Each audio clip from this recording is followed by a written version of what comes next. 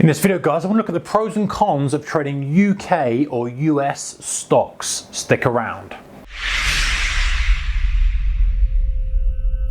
Hey traders, warm welcome to you. All right, so maybe you're trading stocks, maybe you kind of getting into stocks or shares, and you're kind of thinking, hey, should I trade UK or US stocks? UK shares, US stocks, what's the best one to trade? I'm going to run through some pros and cons quickly in this video, and this is probably aimed at you if you're in the UK. If you're in the US, there's probably not much draw for you for trading UK shares. If I'm completely honest, plenty to choose from in the US. You've got the currency aspect. This is probably for those of you, maybe kind of Europe as well, but you're looking, okay, should I trade UK stocks, UK shares, US stocks? What's the difference? What's the pros and the cons? So let's get going. First thing is time zone considerations.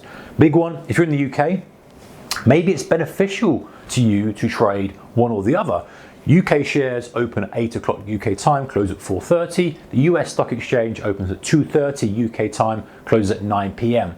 That might be more beneficial to you if you have commitments during the trading day. Maybe you can trade and swing trade and put your positions on in the evening, kind of 8 o'clock till 9 o'clock, and then examine them the next day. Maybe that suits you more. Or maybe trading during actual kind of working hours for the UK suits you better. So there's considerations there, depending whether you're a day trader or a swing trader. The other thing is cost to trade. Now, generally speaking, US stocks are cheaper to trade. I'm being general here, but generally speaking, the spreads are narrower and the costs are normally cheaper. Not always the case, but that's generally my observation with it. Now, you have to bear in mind what you're trading. Of course, if you're trading some of the big stuff like Apple, and the liquidity is going to be big, the cost to trade is going to be very, very tight. The spreads are going to be tight, should I say. The commissions, if you're trading via CFD, are going to be low. And the same maybe with stuff like stuff in the UK, some of the real thick stuff in the UK, BP, HSBC,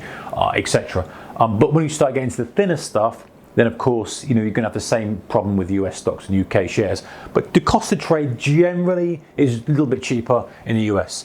Then you've got the range of markets. US wins hands down with this. If you are trading a strategy where you're scanning for a specific price pattern across the stocks, across the shares, the more you have to scan, the more opportunities you're going to get. Maybe US stocks is a better consideration for you. Now, there's nothing to say you can't trade both, but we'll get to that in a moment. US generally has much more stocks available to trade than the UK does. And then you've got kind of the number data analysis, which is kind of says, what I mean by this is it's easier to find better screening tools for US stocks because it's a bigger market, more participants, more opportunity.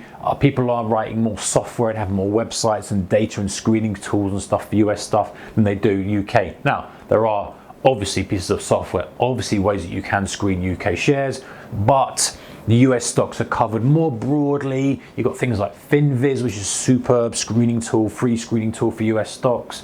TradingView, but they do also obviously chart UK shares as well. You just have a bit more data and a bit easier, and the platforms, there's more platforms to choose from. We'll get on in a moment how the vehicle you trade might not be a consideration to you if you're trading for a spread bet or CFD, because a spread bet company UK based, they will have UK shares as well. But something to consider, your data analysis, how you're going to do it. Then you've got the participants. What I mean by this is who's a counterparty to your trade. And this is an interesting consideration, guys. It's a sort of subtle thing to think about. If you're trading Apple, you're trading against funds, you're trading against big institutions. You might be trading against the odd retail trader, but there's such volume done there. They're just got a little minnow in a massive pond. And it's the same if you're trading kind of BP or anything like this. But if you start trading some of the smaller cap stuff, especially in the UK, you're really trading something that's low liquidity. The counterparty is probably a market maker. It may be a counterparty, might be kind of a retail trader. If there's certain stocks in the US that you're trading, the kind of small cap stuff, the Robinhood type trades, the Robinhood type stocks, we might have a counterparty that's kind of retail traders. People are hyping stuff, liquidity is low. So it's just consideration of that. And why is that important? And it's important to consider how the stock might move. We often get these big runners off in the US in the morning stocks because they're hitting the news. Everyone's trying to buy these momentum stocks, lots of Robinhood traders, so to speak, retail traders piling on. They're driving it. You know that the likelihood is when they stop buying it, this thing will crater lower. It's a different feel and different move to if, say, Amazon was running strong or one of the thicker UK shares were running strong. And so the pattern and the setup is going to be distinctly different depending on the participants. And that's worth considering. What you trade? Do you trade momentum? Do you trade mean reversion? Do you fade big moves? Do you follow big moves? Do you trade breakouts? How do you trade? And then trying to align that with the very best counterparty or the very best participants is crucial. Liquidity, touched on that.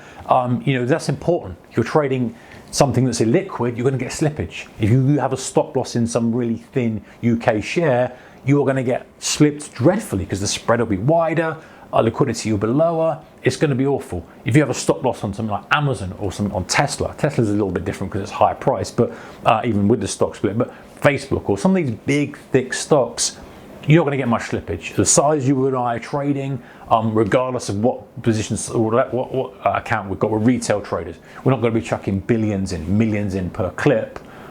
We're not going to get much slippage. So thinking about that as well. The final thing is your trading vehicle. So what do I mean by this? If you're spread betting, most of the spread betting providers are going to allow UK stocks, UK shares, should I say US stocks.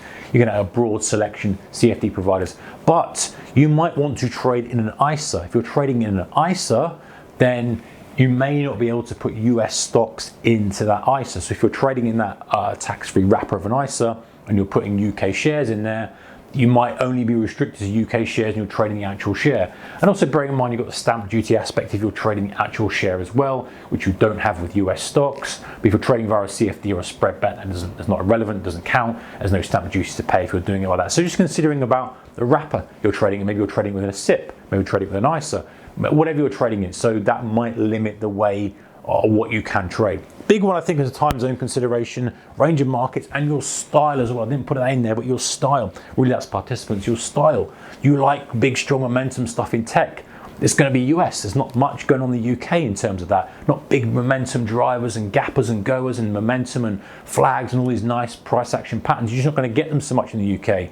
But if you have kind of sort of value approach, you think something's undervalued based on this or that, or you think that it's a mean reverting going to push back up, then the UK might offer opportunities, because there's also, from the participants' perspective, finally guys, if it's a smaller company on a smaller exchange, and let's be honest, the London Stock Exchange is a big exchange, it's much smaller than the US ones, there might be companies there that have opportunities that are missed by the big players because they're less liquid, because there's less volume there. You might spot something and there'd be an opportunity, you might be the first there, and you might grab something that isn't crowded. It's not a crowded trade, it's something you spotted because no one else is looking at these kind of smaller, less liquid, smaller cap stocks on the UK exchanges. So something to consider, guys. Very, very personal, very much depends on your circumstances and what you're looking for. Those are some of the broad things in it, guys. Pros and cons of US or UK stocks. See you next one. Take care. Bye-bye.